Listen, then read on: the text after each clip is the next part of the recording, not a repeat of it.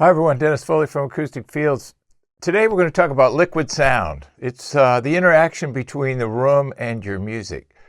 That's what we want to kind of figure out here, because they both should be working together. You know, does your music and your room work together? Now, listening to music and getting high resolution in small rooms is not easy.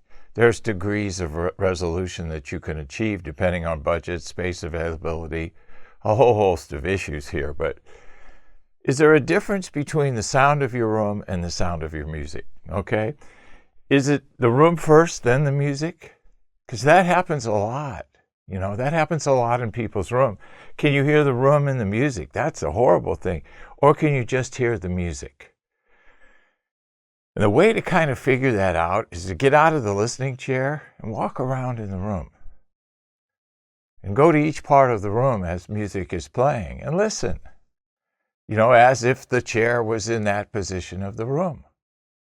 You'll hear the room and you'll hear the music. Now, you'll hear more music in the proper seating position, but you'll also hear the room too. So when you walk around the room and you get a feel for what's going on in the room, you know, can you hear all that in the music? Can you hear all of that room in the music? That's the thing. Room sound, I think 60% of presentation value. People say 50%. I say 60, maybe 65%. It's huge. People don't really understand that when you increase the resolution of the room, how bad the room is. When you get to a point where resolution's good and you hear the speakers and the electronics and what they're supposed to be heard like, you can't believe that for all those years you've been living with that much distortion. It's amazing. It really is. So you want to lower the pressure issues. It's a reflection and pressure issue always in these small rooms, no matter what the usage. So we want to lower the pressure. Now we can do that with treatment, or we can turn the gain knob down, right?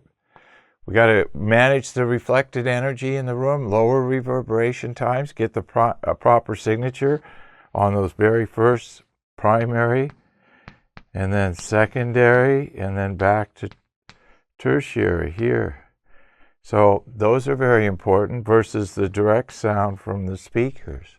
So lots going on here in a room, lots of chances for this 60% to creep into the equation.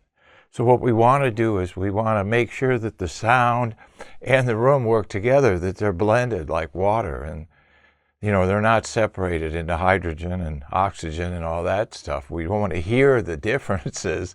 We don't want to hear the parts. We want to hear the music. Okay? Liquid sound. I hope this helps. Thank you.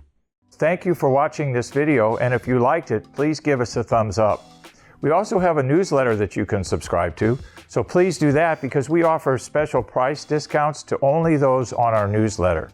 And then don't forget about our forum. We have started a forum on our own website where people ask questions, and I usually get a chance every couple of days to look at it.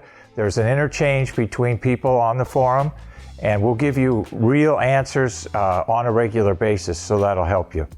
Thank you.